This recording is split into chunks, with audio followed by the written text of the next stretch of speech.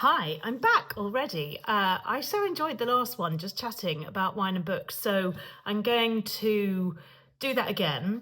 I did have some lovely comments after the last one. Thank you. Someone suggested that I also talk about behind the scenes on Saturday Kitchen, which I think I'm going to have to do that one time because I mean, I might get fired because it is carnage, but it is the most fun. And also, someone else asked if I would talk about the process of writing a book, which, again, I'd love to do that if you're interested. So maybe we'll do that in a future one. But for this one, I'm going to start with one of my very favourite books from one of my very favourite writers. And if any of you ever watch Celebrity Mastermind, I did that a few years ago, and my special subject was this author. So it is none other than Jackie Collins and her book Hollywood Wives, which was her seminal book, really. So she wrote this in I think this was 83, and I must have read it in the sort of mid to late 80s, I guess. I was about 15 or something like that.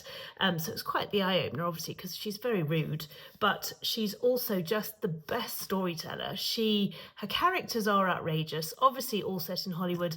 There are lots of parties, there are films, the characters do just mad things. There are screaming matches, but also she is, and I think she's often overlooked for this, but the way she writes about human relationships is brilliant, and you get really invested in the characters. So the two of the characters in this, Ross and Elaine Conti, he's a film star, she's his sort of slightly neglected wife, and she's a horrible person, but you end up kind of on her side because you can see how she's being treated and how she sort of feels ignored. And then you've got Buddy Hudson, I think his name is, and his girlfriend Angel. I mean, that is just such a sweet love story. And they end up going to various beach houses and beautiful places, and the locations are just fabulous. The whole thing is just a rip-roaring read. And whenever you finish a chapter, this is what I've always loved about Jackie Collins books, is that you finish a chapter and you just think, maybe one more chapter, because they're short chapters. And actually that did influence the way I wrote as well. I don't like getting halfway through a chapter and then realizing I'm too tired to read the rest. And so then you sort of slightly plough your way through it. But this is such a page turner.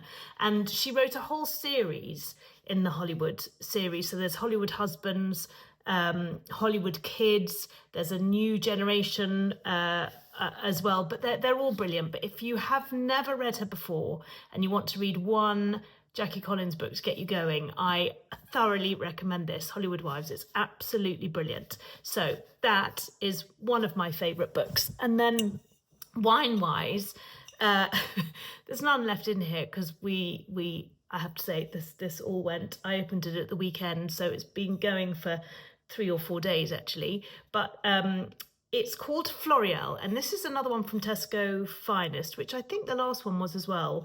The good tip is that these supermarket own label ranges, you do often get really good value for money from them because they've often got good producers behind them, but they're under an own label. So their buyers have really put blood, sweat and tears into getting the wine right. I was a supermarket wine buyer for Tesco for about a decade, so I used to do this job, so I know that to be true because that certainly was the case with me anyway.